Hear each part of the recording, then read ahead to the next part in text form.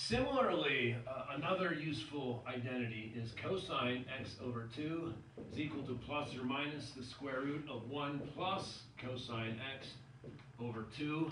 Let's derive this as well, because I think it's important. It's definitely important to know these, and these things show up in calculus constantly, or very often. Let's see. Okay, so let's do this again. We start with this 1 plus cosine x, but x is really x over 2 plus x over 2. This is just cosine x over 2. This really isn't dark enough. From our formula right here, cosine x plus y is going to be x over 2, and x is going to be x over 2. Following this formula, this is going to be 1 plus cosine squared x over 2 minus sine squared x over 2 divided by 2. Right? Now, same trick. 1 is really, I can write this as cosine squared x over 2 plus sine squared x over 2. Plus this cosine squared x over 2 minus sine squared x over 2. All of this is over 2. Hopefully you can see the signs are going to cancel. I've got 2 copies of cosine squared x over 2.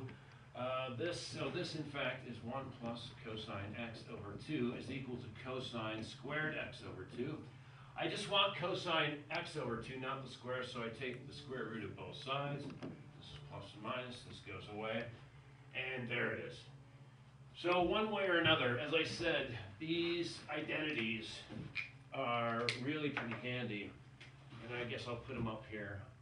Cosine x over 2 is equal to 1 plus cosine x over 2 square root, plus or minus, depending on the quadrant, and the sine of x over 2 is equal to plus or minus the square root of 1 minus cosine x over 2, depending on the quadrant. And now let's go back to our original problem, which we asked actually on a different tape.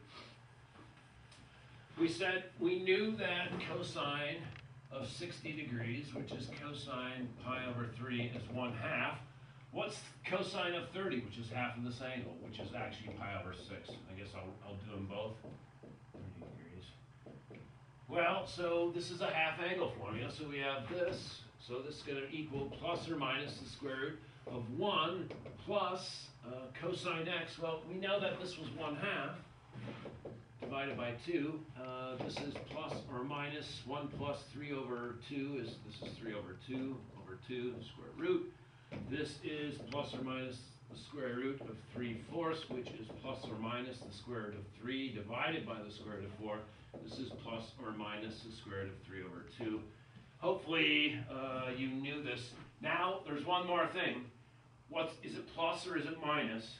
And at this point, hopefully you're comfortable in thinking about where this is. 30 degrees is over here. This is the first quadrant. Cosine x is greater than 0 or equal to 0 in the first quadrant. Actually, it's strictly greater than 0, depending on the book. This will drive you crazy too. It drove me crazy. Depending on what book you're using, the x-axis, I swear to God, this is true. The x-axis, depending on your book, will or will not be considered in the first quadrant. So 0, the angle 0, might not be considered in the first quadrant. It's just a weird kind of definition thing. So in some books, the x and the y-axis are not considered in the quadrants.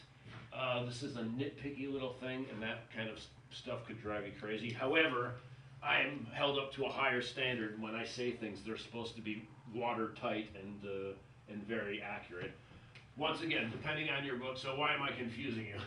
It's possible your instructor will be using a book, and you'll be talking about the quadrants, and you should know that usually in many books, the x-axis and the y-axis are not considered in any quadrants. So that's that. That's an aside. Okay, so this is how you use this. More important was how to derive it, right? I think that's more important. Well, actually, I should probably know how to use it too. So this is what we're going to do. I'm going to leave all these things up here. All of these things you should know. The next things I'm putting up, I would say you should know, but I always forget them myself. So I'd be lying if I said that I knew them. I can't remember when I took calculus. Our instructor was extremely tight. The tests were hard and no open book, no note cards.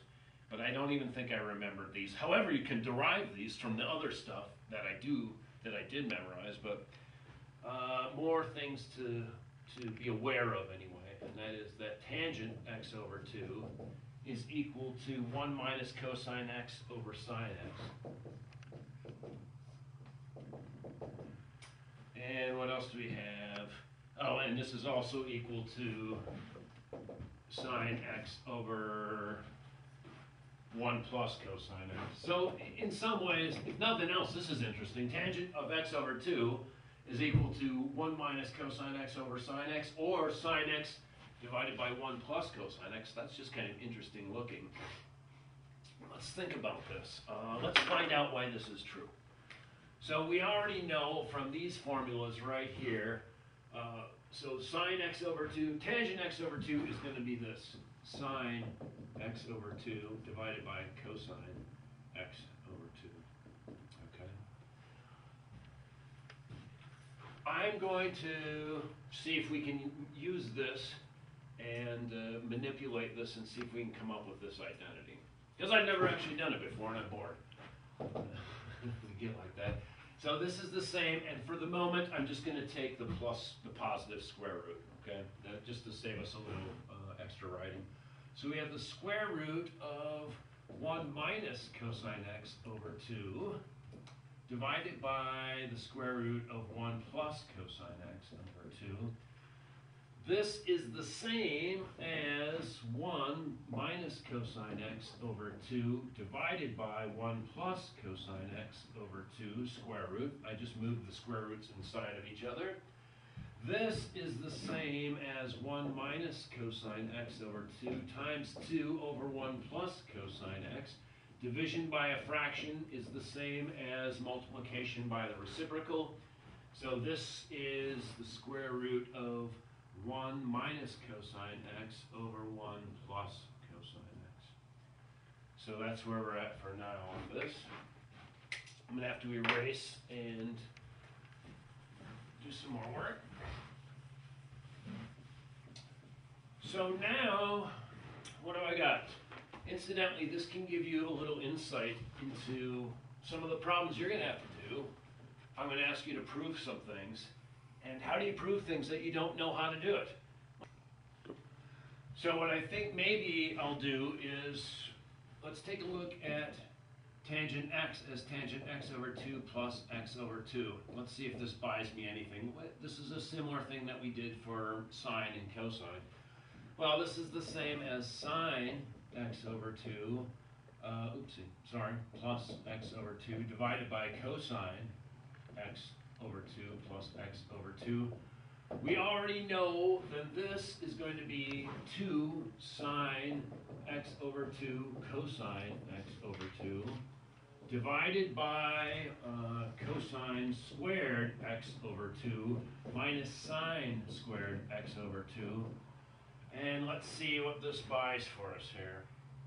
So this is in fact tangent x.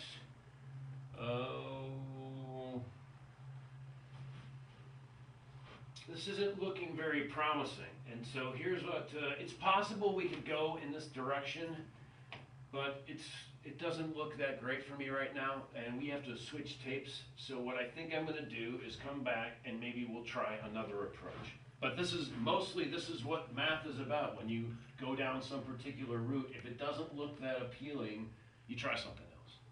Right back.